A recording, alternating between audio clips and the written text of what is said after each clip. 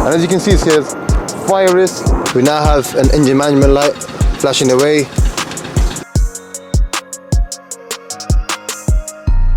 The car is definitely smoking.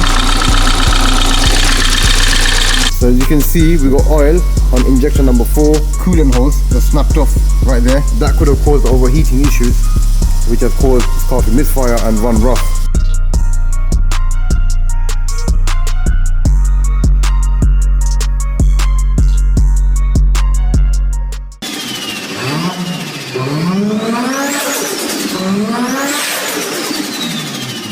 Yo, what's happening people? It's your boy Namz. Welcome back to another video. It's been the best part of 3 to 4 months. I haven't posted anything yet, but I'm very excited to say that I'm officially back. Hopefully, as long as I don't get busy again. But anyway, I'm currently sat in my latest project. It is a BMW 4 Series M Sport GC, meaning Gran Coupe. And that also means it has 4 doors. And a very nice red interior as well. Looking very forward to getting started, and I'm sure you guys are as well. This is a very interesting one because I bought this as a non-runner. This specific car has a problem which says fire risk on it, and it says that on the windscreen, which I'm going to show you guys in a bit. So let me step out first, show you the car around, and let's get started.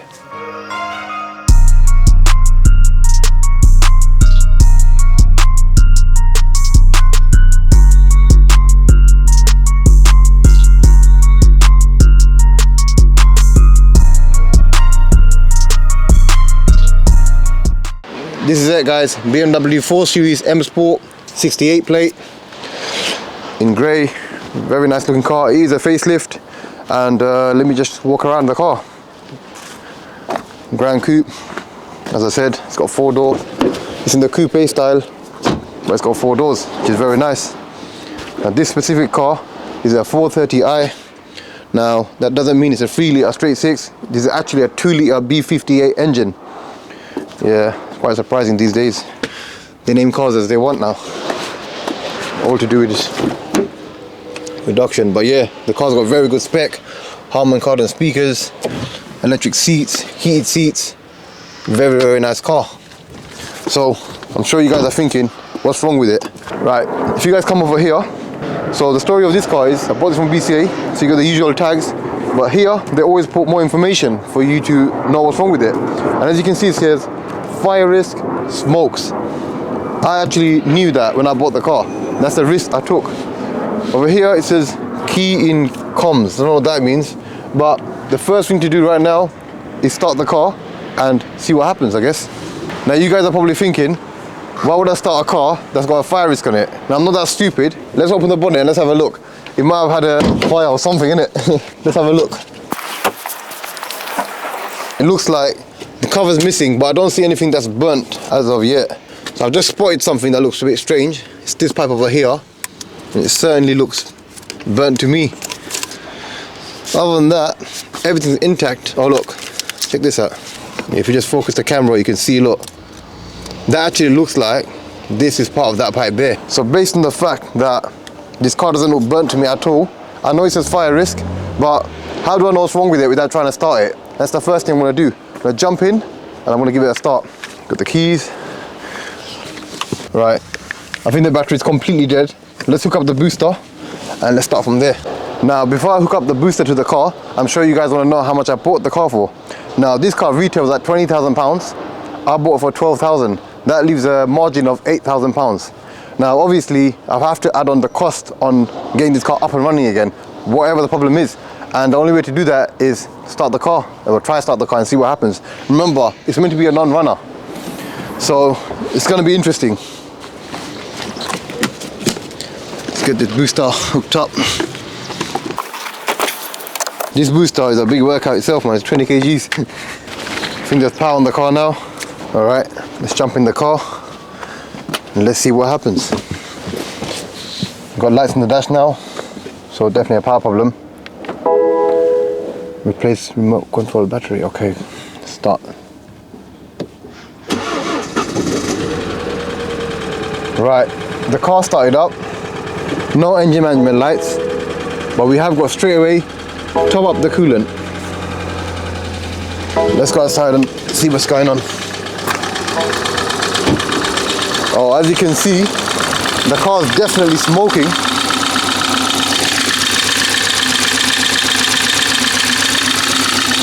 Have you got the fire extinguisher already?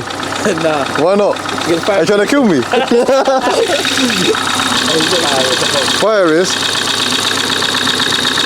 I don't know. The car sounds alright, but it's a bit shaky. It doesn't look so good. Let's check the coolant. The car is still cold, so I wouldn't really worry about the car overheating or anything, but let's have a look.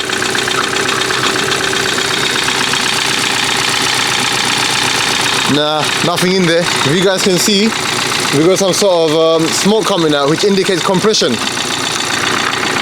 loss. So to me, oh look, I spotted that now as well. There's some smoke coming from there as well. As you can see, the car is not running very nicely. Let's go back in the car, see what that's saying. We now have an engine management light flashing away.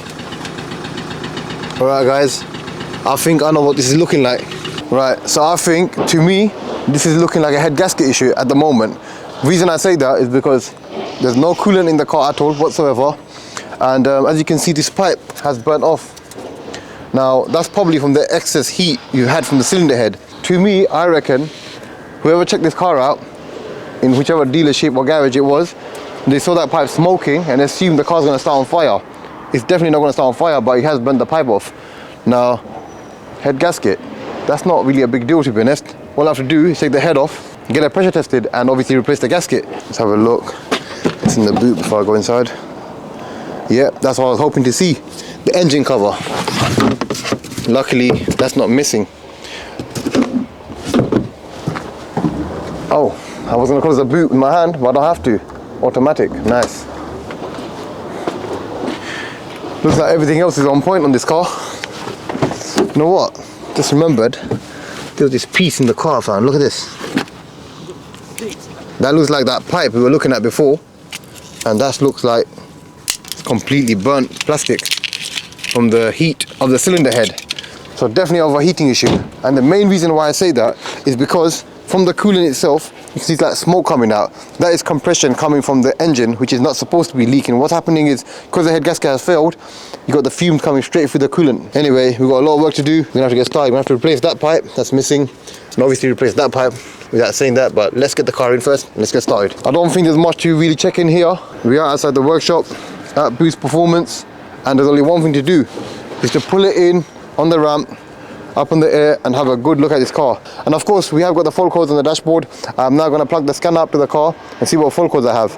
Before that, let's put the car inside and let's get started. Stay tuned. So we just pulled the car into the workshop. Look at that. It's smoking badly. Just get on the ramp and we're going to get started very soon. Don't worry about that smoke. No fire's going to start today. Even if it does, we've got these ready. It's not a problem.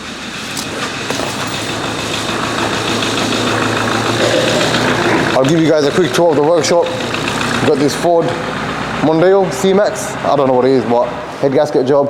Mercedes C43 AMG for engine mounts and drive shaft. E46 M3 for a full service. BMW M5. Now that's an interesting one. This is from Qatar. Literally, if you don't believe me, let me show you. There you go, straight from Qatar. And this is having a full engine rebuild. Engine's out, block is there, where all the other engines are. And to confirm, it really is left-hand drive. That's for engine build. But anyway, back to that car. So we got another M5 up there as well for engine build. Got plenty of M5s going on for a rebuild. Got another one outside. But yeah, back to this car. Let's get this car jacked up, do a full code scan, and we get started on there. Look at that smoke. It's going mad. If you guys come around the back as well, there's a fair bit of smoke at the back too. Wow. That don't sound too good either. But that could just be coolant burning off. Anyway, let's get cracking.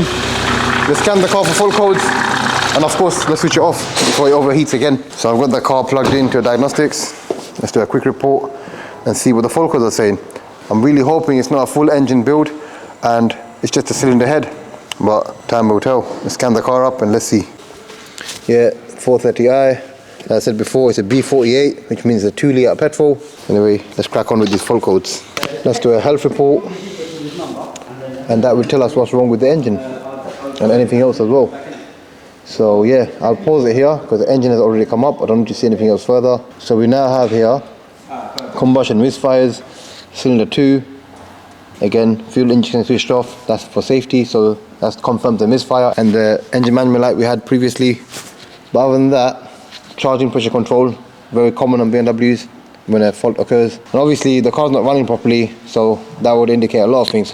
When the head gasket goes, obviously you have leaks of compression leaks, and that will obviously cause a misfire. The first thing to do is do a compression test just to see where the compression's at on every cylinder, and then we'll decide what's the best thing to do. From the position of this car, I feel like we might have to remove the engine to do the cylinder head, or it might just stay there. That obviously Seth will decide on once he gets started. But yeah, that is the fault codes. Let's get cracking. Let's get this car up on the ramp and let's have a further look underneath. Check out this beast. Very, very nice.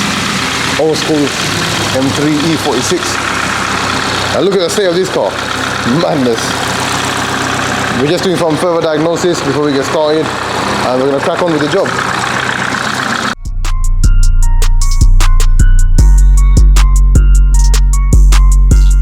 So we currently have the car up on the ramp now.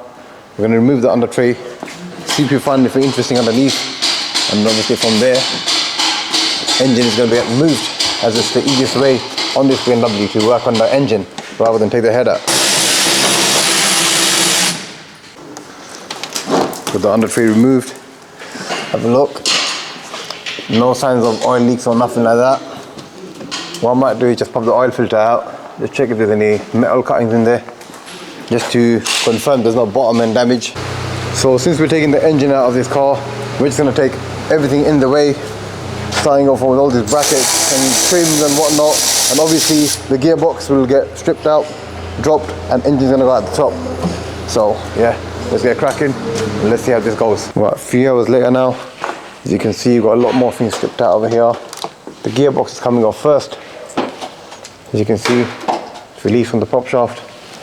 Box off, engine out, and we're going to start stripping off the head and see what the damage is and take it from there.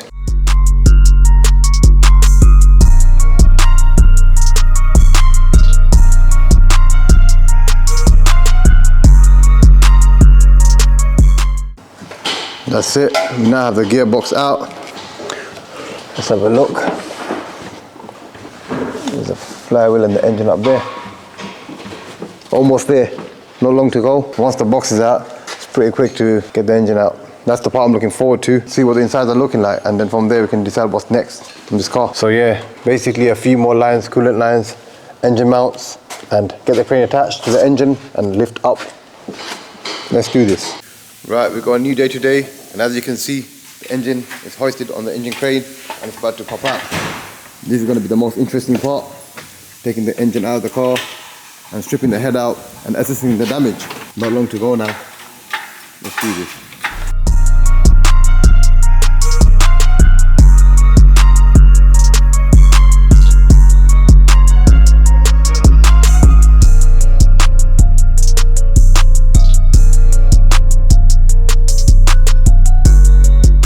Engine's out. Let's have a look. Yeah, nothing in there. Gearbox is out as well. Let's get this put on the engine stand and let's start stripping all the ancillaries down, and then we'll see what's going on here. So now what we want to do to access the cylinder head is obviously remove all the ancillaries with the manifold, oil filter housing, AC compressor, alternator, all of this stuff out the way. This is the timing chain side. I'm going to release the timing chain cover, and then we'll be able to, oh yeah, the turbo as well, turbo off, and the cylinder head will come apart. That is the block, if you're wondering. The head is where our problem is at, where the car overheated. Quite a few things to strip, but let's get started.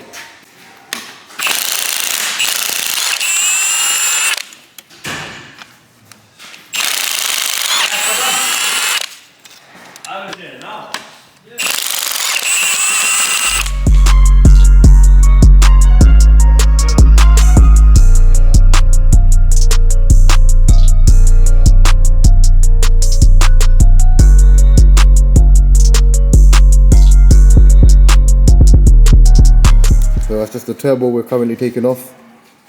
Got a few bolts on there, about 8 on the top. Got the pipe off already. and the turbo should pop right off. Obviously with the oil feed pipes as well, coolant pipe, and yeah, turbo's off. Move on to the next side, and then the timing chain cover. So this basically is the back of the engine. That's the front side. And this is where the gearbox attaches to, as you saw when we took it off.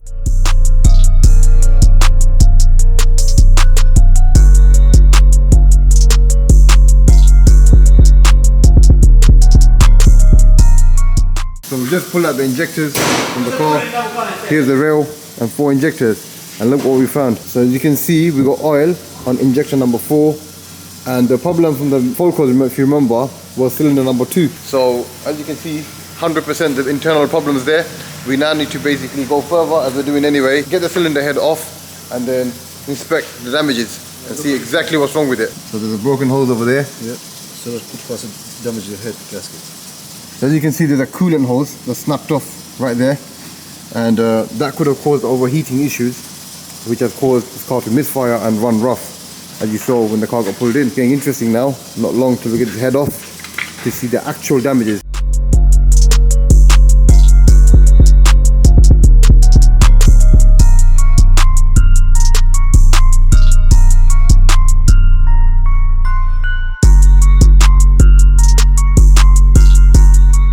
Here's the rocker cover about to come off. Let's see what's stopping this from coming off. And that's going to expose the camshaft. So we're having some trouble taking the rocker cover off because the injector number 1 is seized in. So finally got that one off, exposing the camshaft. This injector we have to work on removing because it is seized in the head, which is another problem we have to sort out. That's the front of the engine, timing chain, vanos, almost there. Next up, all of these bits, timing chain cover, this, and this is coming off and the head's coming off next. How's the food? That's what the boss gets. Yeah, what do you get? Let me see, what's that? The little box, bro. I've got a little kiddie meal. Yeah. Let's see, what do you get? The same shit, bro. The little kiddie meal as well. I think the same for him. This is what I get. The boss box. Let's see what's inside. Damn. Chip, Donna. We've got Sean there, stripping that cylinder head. Let him carry on with that. So I've got a quick update for you guys on this engine. Unfortunately, we've had to stop stripping it, and I'll show you the reason for that. You come over here. Here you have 2 vanuses, and in there you have 2 bolts. Now if you look at that, the shape of that, it's not very ordinary looking. So for that, I just had to order a socket which would fit onto that, enabling us to remove these, which will then allow us to remove the timing chain cover and the cylinder head. We'll then be able to assess what sort of damage there is in the cylinder head and the head gasket and box up the car from there, pretty much. So the socket should be here in 2 days time, and when it does, I'll give you guys an update. See you then. Right, so 2 days later, we now have the correct tool.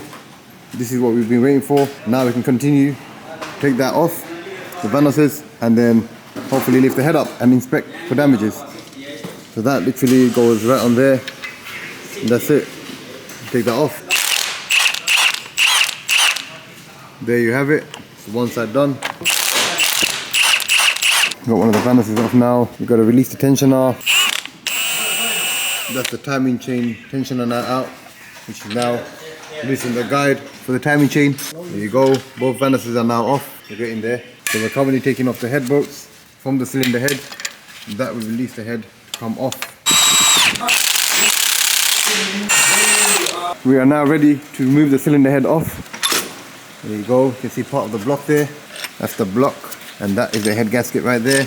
Let's inspect and see what we can find on both sides, on the head and on the block side. That is the complete cylinder head out, what the other side is looking like. From the initial look, it looks normalish. Now if you guys remember, this car had a misfire from cylinder 2. Now I can see this valve got damage on it. I'm pretty sure that's the reason it was misfiring. But if you look at all the other valves, they seem fine, but look at that. It's a burnt valve right there. And that would be the cause of the misfire. Come over to the block now. This is where the problem really is. Right, so we have 2 issues here. Now if you look at the gasket over here, you got compression mixing, you said, yeah? See that damage there? The piston has dragged up and down that ball, causing damage. You can even smell it right now. You got this very burnt smell over here. That's a proper image of the bore. And that is why we're getting a misfire from cylinder 2, as we're losing compression. So what's next? Next is basically get this pressure tested for cracks and then skimmed if required. So what we're going to do now is basically turn the crank and make the piston go up and down to inspect all the other bores, make sure there's no other damages in any of our bores, and then we can decide what we're doing in terms of repair for this engine block. Right, so you guys saw the damage on the piston on number 2. We're now going to put a socket on this crankshaft and spin it around to inspect damages on the other bores, just to rule out any more damages. What you're going to see now is the piston's going down, and obviously these ones come up. Just so I can see the other bores. This one, number 4, is pretty clean and good. And the looks of it is just number 2 that needs some work on it. Hopefully we can hone it out, and if not, we're going to have to get a liner on this one. But let's see. So due to the heat, that's the reason piston number 2 dragged along the block and caused damage to it as well. Therefore we're going to be replacing the piston rings on number 2 and send this off to the machine shop for pressure test and skimming as well, as that would probably be out of shape more than likely, as it has overheated. And the reason why the car is overheated is because you can see that coolant pipe over there is snapped off and all the coolant's come out, and obviously the driver has ignored messages on the dash of coolant low. He probably didn't want to top it up, and that's resulted as an overheat, causing this car to turn up in the auction site. So yeah, we're now going to take the sump off, pop the piston out and see if we can hold that block up. If not, it's going to need a liner. So let's see how that goes. So that is all we have time for on part 1 of this video. Join me on part 2 where we will be assembling the engine back up with all the parts, and that is what I'm going to do now. Send the block and the cylinder head to the machine shop, pressure tested, skimmed, whatever they got to do, especially that bore needs work on it, as you saw from the piston damage. Obviously I need to get a new piston rings, head gasket and whatnot. I'll show you all the parts that I gather up in the next video when we assemble the engine back up. It feels good to be back on YouTube. I've been off for so long, and I promise Namz is finally back, and I got the maddest content lined up for this year. I have bought myself one of the maddest projects, and it is on the way to me in the next 3 to 4 weeks. Trust me when I say it's a big one. It's the biggest one I've ever done on YouTube, and for that matter, the biggest one I've ever did in my life. I'm sure all of you guys are gonna love that content. So make sure you guys tune in for that. I'll see you guys next Sunday with an update on the 4 Series, as long as the parts and the machine shop do their work on time. And if not, I will provide you some other sort of content. Thank you for watching this video. Make sure you drop a like, leave me a comment, subscribe to my channel, and follow me on my Instagram. Links below in the description. And I'll see you guys next time.